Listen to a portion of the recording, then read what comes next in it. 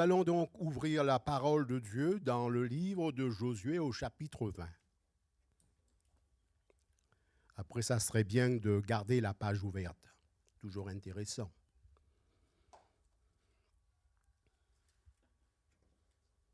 Que Dieu nous bénisse déjà à travers la lecture même. Quand on lit avec application, attention, après on comprend mieux. Il est dit, l'Éternel parla à Josué et dit, parle aux enfants d'Israël et dit, établissez-vous, comme je vous l'ai ordonné par Moïse, des villes de refuge, où pourra s'enfuir le meurtrier qui aura tué quelqu'un involontairement, sans intention. Elles vous serviront de refuge contre le vengeur de sang. Le meurtrier s'enfuira vers l'une de ces villes, s'arrêtera à l'entrée de la porte de la ville, exposera son cas aux anciens de cette ville. Ils le recueilleront près d'eux dans la ville, lui donneront une demeure, afin qu'il habite avec eux. Si le vengeur de sang le poursuit, ils ne livreront point le meurtrier entre ses mains, car c'est sans le vouloir qu'il a tué son prochain et sans avoir été auparavant son ennemi. Il restera dans cette ville jusqu'à ce qu'il ait comparu devant l'assemblée pour être jugé, jusqu'à la mort du souverain sacrificateur alors en fonction. À cette époque de la mort du sacrificateur, le meurtrier s'en retournera et rentrera dans sa ville et dans sa maison, dans la ville où il s'était enfui. Il consacrait à Kédesh en Galilée, dans la montagne de Nephtali, Sichem dans la montagne d'Éphraïm, Kirjatharba qui est Hébron, dans la montagne de Juda. Et de l'autre côté du Jourdain, puisque le pays d'Israël est séparé par le milieu, un peu par le milieu, quoi, par le fleuve, hein. Donc, de l'autre côté de ce fleuve, du Jourdain, à l'orient de Jéricho, il choisit Bézer dans le désert, dans la plaine, dans la tribu de Ruben. Il choisit Ramoth en Galaad, dans la tribu de Gad, et il choisit Golan en Basan, dans la tribu de Manassé. Telles furent les villes désignées pour tous les enfants d'Israël et pour l'étranger en séjour au milieu d'eux, afin que celui qui aurait tué quelqu'un involontairement puisse s'y réfugier et qu'il ne mourût pas de la main du vengeur de sang avant d'avoir comparu devant l'assemblée. Amen. Dans le psaume 46, verset 2, voilà ce qui est écrit. Dieu est pour nous un refuge. Voilà, il est pour nous un refuge éternel, une protection. Dieu est pour nous un appui, un secours qui ne manque jamais dans la détresse. Amen. Gloire à Dieu.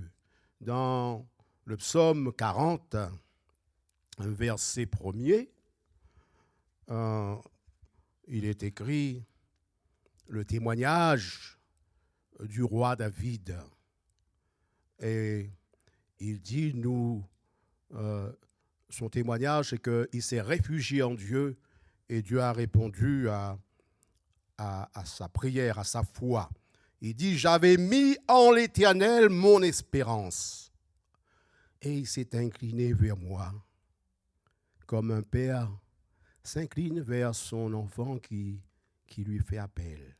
Et il a écouté mes cris, il a écouté ma prière, il a écouté ma demande, ma requête. Et non seulement il s'est incliné, il a écouté, mais il a agi en conséquence.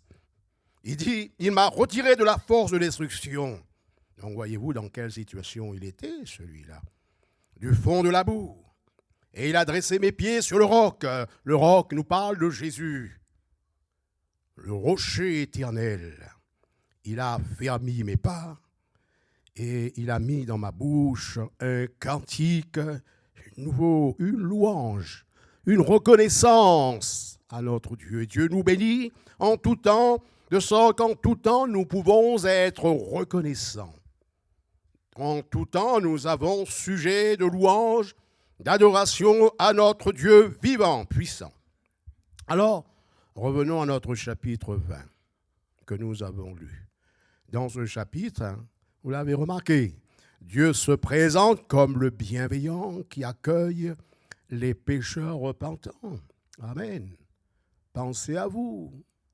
Voilà, il accueille ce qui revient à lui.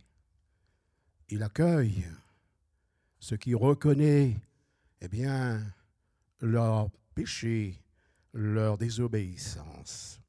Nous avons la parole de Dieu adressée à Josué pour les enfants d'Israël, et c'est des paroles de grâce. Paroles de Dieu, c'est des paroles de miséricorde, de bienveillance, de sagesse également. Pardon. Quelle sagesse de la part de Dieu. Quand je lis la parole de Dieu, je cherche dans la parole de Dieu toujours des paroles qui relèvent, qui restaurent, qui encouragent, qui fortifient, qui nous tirent vers le haut et qui nous sortent de notre souffrance parfois, de nos soucis parfois cachés, on ne dit rien aux autres, hein, qui nous permet de faire surface. La puissance de la sagesse de la parole de Dieu. Amen. Des paroles de bienveillance, des paroles d'un père pour ses enfants qui auraient fait des bêtises et qui auraient manqué de prudence. Quand je dis cela, je pense à moi, je pense à vous.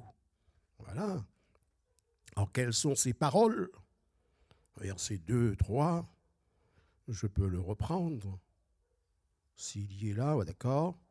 Alors, parle aux enfants d'Israël et dit, établissez-vous comme je vous l'ai ordonné par Moïse, des villes de refuge où pourra s'enfuir le meurtrier qui aura tué quelqu'un involontairement, sans intention, etc. Voilà. Donc, établissez-vous. Donc, le Seigneur parle à chacun et à moi-même. Nous avons quelque chose à faire. Établissez-vous, sous-entend, prends le devant. Soyez sages, soyez prévoyants, soyez sérieux. Prends le devant, établissez-vous.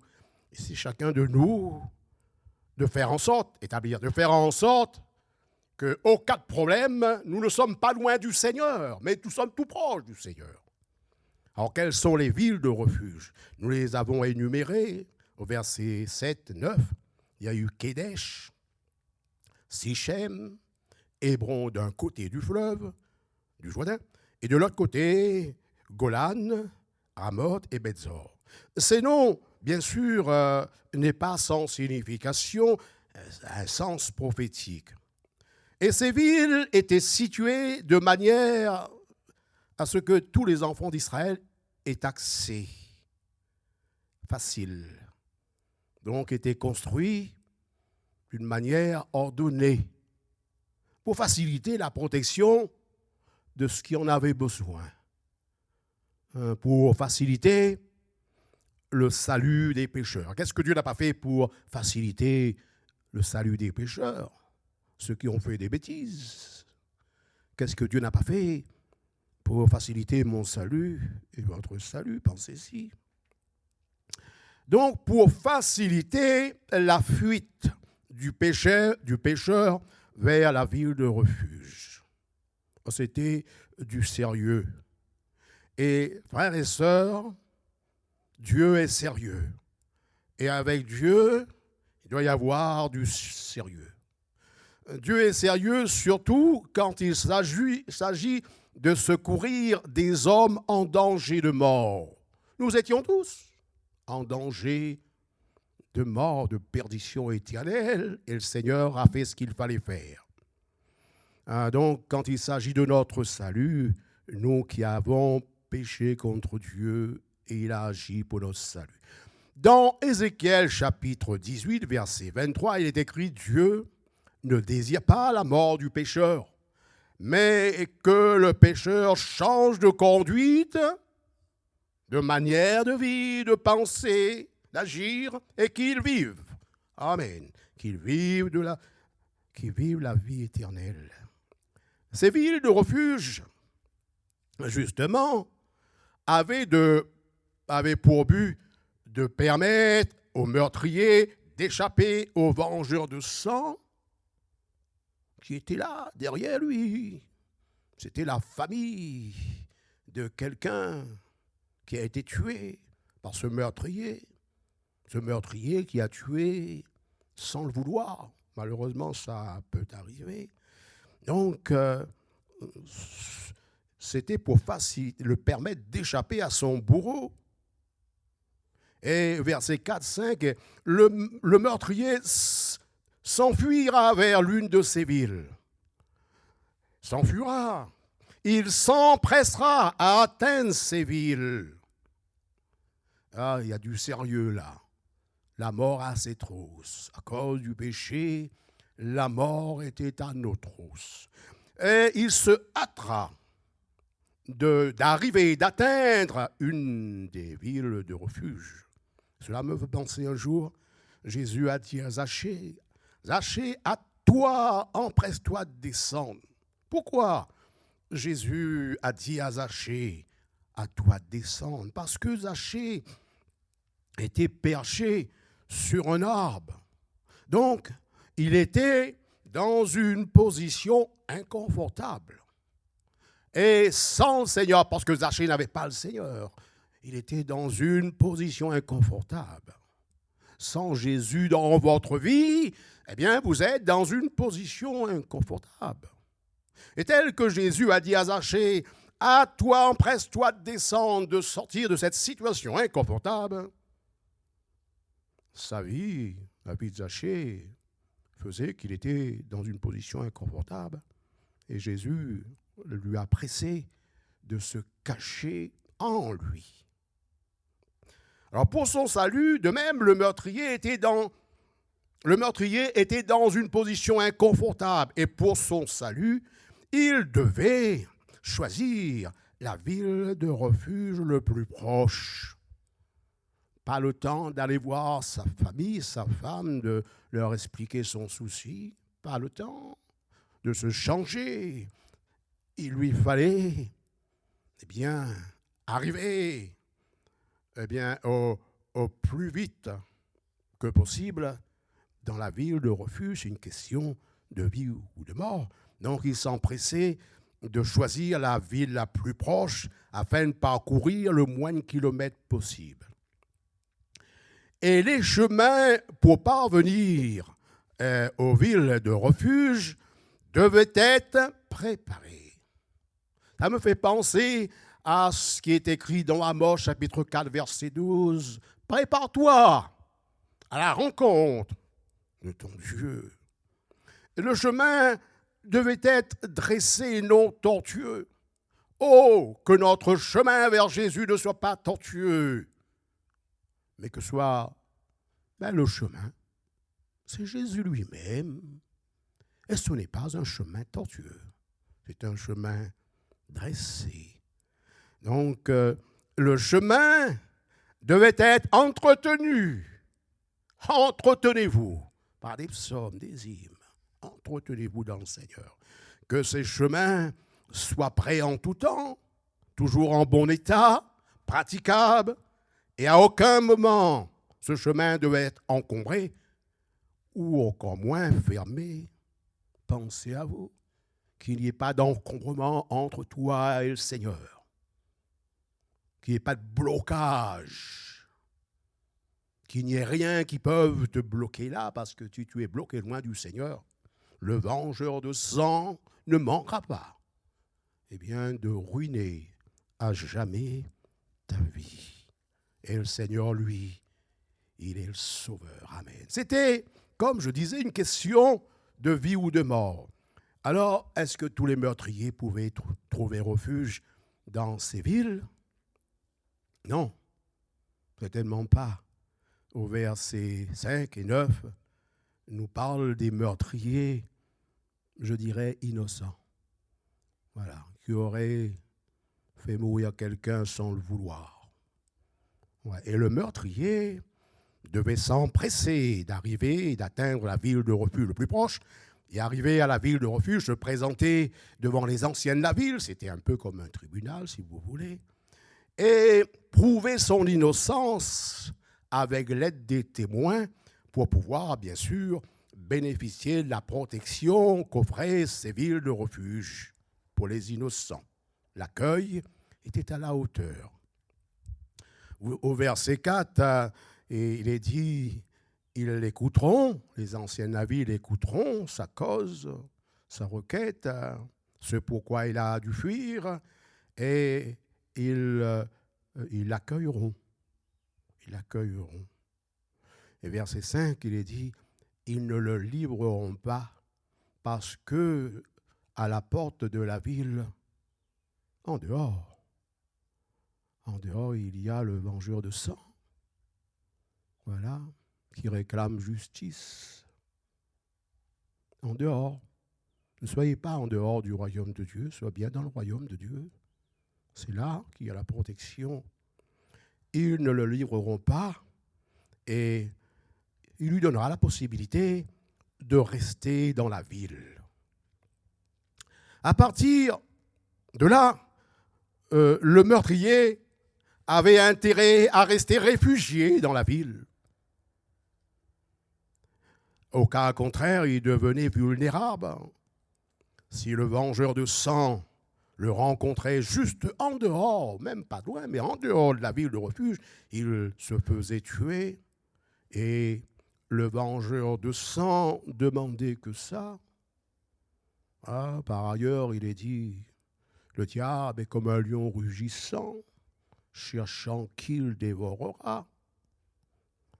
Et le lion demande qu'à dévorer. Et le diable demande qu'à ruiner. Alors jusqu'à quand le meurtrier était tenu pour sa protection, pour sa vie, de rester dans la ville de refuge, loin de sa femme, loin de ses activités habituelles, de ses habitudes, loin de ses enfants, loin de ses parents, loin de son lieu d'origine et ses enfants, ses parents. Sa femme aussi souffrait, bien sûr, cette séparation.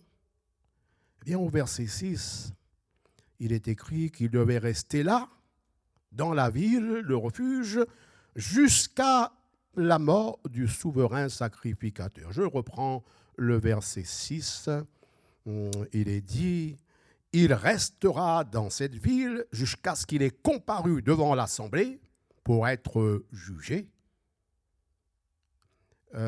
Et il restera jusqu'à la mort du souverain sacrificateur, c'est-à-dire pour être jugé. S'il s'y trouve qu'il était coupable, eh bien, la ville le livrait au vengeur de sang. Et s'il s'y trouvait qu'il était innocent, il le gardait. Et il devait rester là alors jusqu'à la mort du souverain sacrificateur en fonction. Ainsi, il avait intérêt à ce que le souverain sacrificateur soit déjà vieux, bien plus vieux que lui, et proche de la mort. Parce qu'au cas contraire, si le souverain sacrificateur était plus jeune que lui, il risquait alors de mourir avant et ne jamais recouvrir sa liberté, de ne jamais pouvoir retrouver sa famille. Donc ce n'était pas tout confort. Ce qui permettait son confort, sa liberté, sa possibilité de vivre avec sa famille normalement, eh bien, se trouvait dans la mort du souverain sacrificateur. La sagesse de Dieu pour nous, c'est Jésus. Amen. Jésus est la sagesse personnifiée. Et la mort de Jésus, souverain sacrificateur, nous a été bénéfique, n'est-ce pas? Notre situation situation de mort ambulant, faisait que, sans le savoir, sans en être conscient, mais inconsciemment, nous soupirons à ce que il y ait un sacrifice suffisant pour nous permettre de sortir de notre situation de mort. Donc, quelque part, inconsciemment, nous soupirons après la mort de Jésus. Alors, ces villes de refuge sont l'image de Jésus. Je vous ai dit tout à l'heure, les noms de ces villes avaient un sens prophétique. Alors, Kedesh signifie saint, et le saint, l'innocent, c'est Jésus qui sanctifie. Le sang de Jésus nous lave, nous purifie et fait de nous un être nouveau. Sichem nous parle d'épaule. Et l'épaule nous parle de force. Donc, il y a en Jésus une force totale, suffisante, une force de salut pour quiconque croit, pour quiconque se repent, quel que soit son passé, même si ça a été terrible. Et puis, il y a Hébron. Hébron signifie communion. Nous étions séparés de Dieu à cause du péché. Mais en Jésus, il y a possibilité nous avons une possibilité de communion, d'être unis au Seigneur. Alléluia. Et Golan signifie joie. Et nous avons raison de chanter la joie du Seigneur est ma force. Amen. Ramoth, de l'autre côté du fleuve, signifie exalté. Le fait que je suis à la retraite administrative me permet bien d'être invité dans d'autres assemblées et de partager la communion, d'exalter le Seigneur avec d'autres frères et sœurs. Donc, c'est valable pour Montvert, c'est valable pour ailleurs. Quand on entend les chants, les cantiques, l'action du Seigneur qui nous pousse à exalter Jésus. Amen. L'Esprit de Christ nous pousse à exalter le Seigneur. Donc, Ramoth signifie exalter. Et si nous avons la possibilité d'exalter le Seigneur, de le louer, de l'adorer, de chanter des cantiques, c'est parce que Jésus est mort pour nous. Amen.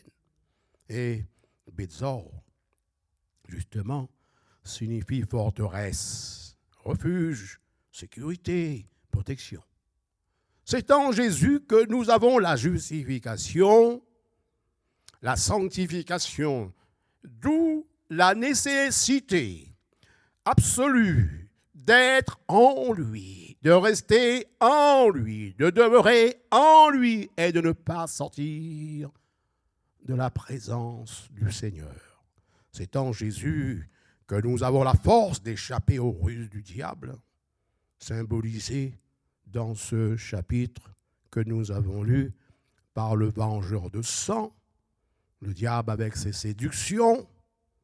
Voilà, le diable qui est venu pour nous détruire, mais il est dit, Jésus est venu pour détruire les œuvres du diable, ses mensonges, sa haine contre l'œuvre de Dieu que nous sommes.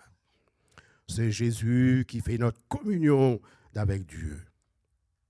Dans 1 Timothée, chapitre 2, verset 5, il est écrit « Car il y a un seul médiateur entre Dieu et les hommes. » Et dans 2 Corinthiens, chapitre 5, verset 18, il dit « Tout cela vient de Dieu. » Qu'est-ce que nous avons fait, nous, pour nous approcher de Dieu? Nous n'avons rien fait. Sinon, avoir cru et choisi. Croyez et choisissez le Seigneur. Amen. Donc, tout cela vient de Dieu qui nous a réconciliés avec lui, avec Dieu, par Christ, et qui nous a donné le ministère de la réconciliation. Non seulement il nous a réconciliés, mais il nous a donné le ministère de réconciliation.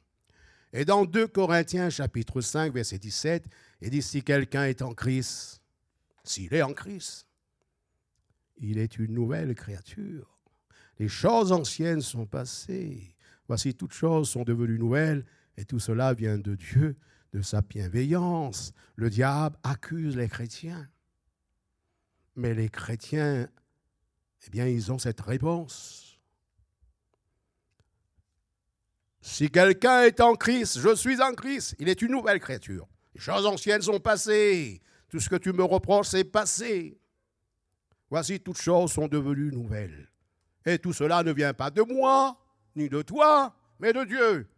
Tu ne peux pas contredire Dieu. Tu pourrais peut-être me contredire moi, mais tu ne peux pas contredire Dieu. Et le diable essaye de contredire Dieu, mais il ne le peut pas. Dans la ville de refuge, les choses anciennes sont passées. Voilà. Vous imaginez, le meurtre, le vengeur de sang, il tourne autour de la ville. Mais il n'entre pas. Il n'y a pas le diable dans le royaume de Dieu. Il tourne autour. Il reste à la porte. Et il accuse, toi, tu as tué mon frère. Eh bien, celui qui est caché dans la ville, il dit, les choses anciennes sont passées. Voici, toutes choses sont devenues nouvelles. En Jésus, les choses anciennes sont passées. Et toutes sont devenues nouvelles. Dieu nous a donné Jésus comme forteresse de paix, de joie, d'exaltation. Dieu nous a donné Jésus pour nous porter vers les choses d'en haut, les choses que nous ne pouvions atteindre par nous-mêmes, vers le divin, vers le céleste. Dans Colossiens chapitre 3, verset 2, affectionnez-vous aux choses d'en haut et non aux choses de la terre. C'est en Jésus que nous pouvons nous affectionner aux choses d'en haut.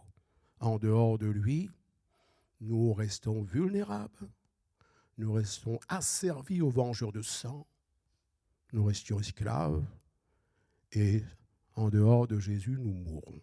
Ainsi, demeurons en Jésus. Amen. Afin de ne plus être rattrapés par le meurtrier et le méchant, par le meurtrier, par le vengeur de sang, qui est le diable. Parce que lui, le diable, il tue volontairement.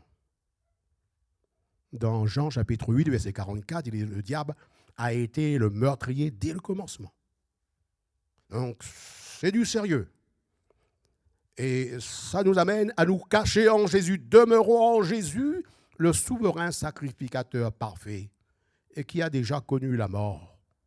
Nous n'avons plus besoin de soupirer après la mort. Eh bien, d'un juste pour nous justifier, il est déjà mort, il a déjà connu la mort. Pour qu'en lui, dans sa résurrection, nous ayons une totale liberté de rentrer, de sortir. Dans Jean, chapitre 10, il est parlé, le bon berger, eh bien, il les fait rentrer dans la bergerie et il les fait sortir aussi, et il marche devant elle. Alors, quand nous, ce passage qui dit les brebis entrent et sortent, quand ils sortent, c'est pour trouver du pâturage. Et quel genre de pâturage? Vous savez, un jour, Jésus a rencontré la Samaritaine qui était perdue dans ses péchés. Et quand les disciples ont voulu savoir ce qu'il faisait, pourquoi il parlait à cette femme, Jésus a dit, j'ai une nourriture que vous ne connaissez pas. Ainsi, notre nourriture à nous, c'est de sortir pour rencontrer les Samaritains, les Samaritaines. C'est ça notre nourriture de notre âme, évidemment. C'est-à-dire, quand nous gagnons une âme, nous faisons du bien à notre âme. Quand nous gagnons des âmes malades dans leur corps, dans leurs péchés, et nous les avons après dans l'Église, ça nous restaure. Ça restaure notre âme. Donc, nous avons en Jésus cette liberté de demeurer dans sa présence et de sortir avec lui pour trouver cette nourriture pour notre âme cette nourriture spirituelle, nous trouvons dans le témoignage de Jésus aux âmes perdues, comme Jésus l'a fait à l'égard de la Samaritaine. Donc oui, demeurons en Jésus le souverain sacrificateur parfait qui a déjà connu la mort pour que en lui, dans sa résurrection, nous ayons une totale liberté. Rien à voir avec ce qui autrefois soupirait après la mort du souverain sacrificateur et pour qu'il soit libre. Notre souverain sacrificateur à nous, il a déjà connu la mort et la résurrection pour notre salut. Amen. Pour notre liberté. Dans Ésaïe, chapitre 53, et le verset 5, qu'est-ce qui est écrit? Je le trouve pour vous. Je me rappelle avec vous. Jésus a été blessé. Blessé à mort pour nos péchés. Il est mort pour que nous soyons libres d'entrer avec lui, de sortir avec lui, de gagner les âmes. Il a été blessé pour nos péchés, brisé, totalement brisé pour nos iniquités.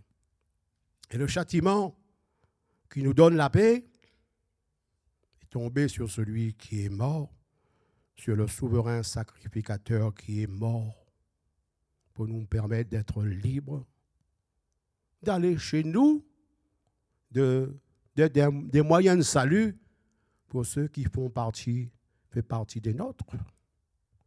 C'est par ces meurtrissures que nous sommes guéris, vraiment guéris, libres. Nous avons trouvé la paix dans la mort de Jésus. Dans Jean, chapitre 8, verset 36, « Si le Fils vous affranchit, vous serez réellement libres. » C'est en Jésus que nous pouvons être véritablement innocentés, parce que lui, il est l'innocent qui est mort à la place du coupable. Je ne m'étends pas là-dessus. Une autre fois peut-être. Parler de la croix, la mort de Jésus, la mort de l'innocent pour les coupables. C'est lui, Jésus, qui nous a sauvés de la colère à venir. Et comme ce texte souligne que le chemin pour atteindre les villes de refuge devait être le plus court possible, devait être accessible, donc facile, devait être en bon état, préparez vos cœurs, toujours prêts, non encombrés et encore moins fermés. Ça, c'est votre responsabilité. Jésus a dit, Dieu a dit à Josué, dit à Israël, établissez-vous. C'est votre responsabilité. Votre salut, votre vie, votre avenir. Eh bien, ça dépend c'est de votre responsabilité.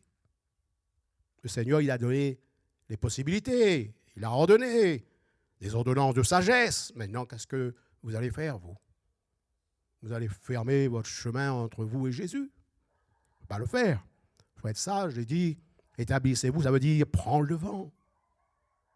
Soyez prévoyants. Appliquez-vous à faire en sorte que vous êtes proche de Jésus. En cas de besoin, vous allez pouvoir crier vers lui. À tout moment, du jour, de la nuit. Vous avez un souci avec le vengeur de sang, le diable, hein, que vous soyez là, en Jésus. Amen. Ne soyez jamais loin de Jésus, que votre chemin vers Jésus ou vers Dieu soit accessible en tout temps, soit en bon état, dans le sens que votre cœur soit toujours bien disposé à l'égard du Seigneur, que vous soyez toujours bouillant pour le Seigneur, sanctifié, et surtout, n'abandonnez pas votre demeure en Jésus, là où vous serez le plus proche possible. N'abandonnez pas votre position en Jésus. Ne vous détournez pas un seul instant du chemin qui est Jésus. Dehors, vous sortez un seul instant. Quand, eh bien, un animal, eh bien, se détourne du troupeau un seul instant, qu'est-ce qui lui arrive? Quand un petit abandonne sa mère, quitte le troupeau et se retire un petit peu pour voir ailleurs, qu'est-ce qui arrive? Eh bien, il rencontre le lion, rugissant, qui ne fait pas de cadeau. Le diable, ne sortez pas de Jésus, sachant que le diable ne demande que ça. Le diable demande à ce que vous vous détourniez un instant de Jésus, pour qu'il puisse faire votre affaire. Alors, demeurez en Jésus. Amen. J'ai parlé du chemin le plus proche pour arriver à Jésus. Eh bien, soyez en Jésus. Là, vous ne risquez rien. Alors, je termine. Vous lirez chez vous 1 Roi, chapitre 2, versets 36 jusqu'à 46. Je répète. Vous lirez chez vous 1 Roi, chapitre 2, versets 36 jusqu'à 46. Alors, un petit résumé, je termine. Il nous est parlé dans ce passage d'un homme qui avait reçu l'ordre de ne pas quitter Jérusalem sous peine de mort. Et Jérusalem nous parle de la présence de Dieu. Donc, en quelque sorte, il y a cette exhortation, ne pas abandonner la présence de Dieu sous peine de mort, de perdition éternelle. Et cet homme, il est resté longtemps à Jérusalem.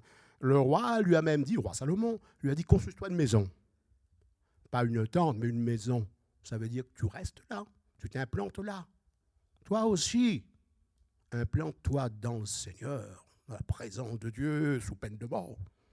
Et cet homme, longtemps après, ça me fait penser malheureusement à des gens qui marchent longtemps avec le Seigneur et puis après avoir marché des années, ils abandonnent le Seigneur. Et bien cet homme aussi, lui, après avoir resté longtemps à Jérusalem, présence de Dieu, ville de paix, de lumière, de joie, il a quitté Jérusalem pour aller à Gath, dans le pays de Philistin. Juste un aller-retour.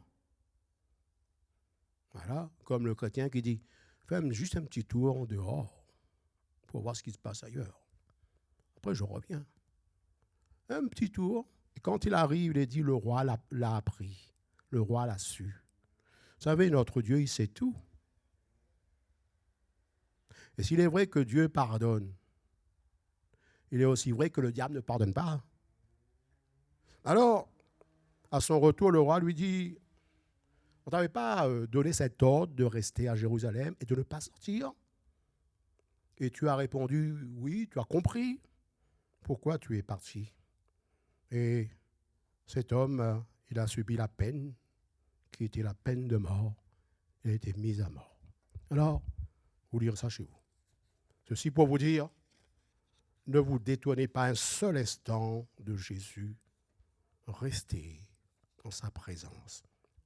Donc il est écrit, Dieu est pour nous un refuge, un appui, protection, un secours qui ne manque jamais dans la détresse. Demeurons en Jésus en tout temps. Amen.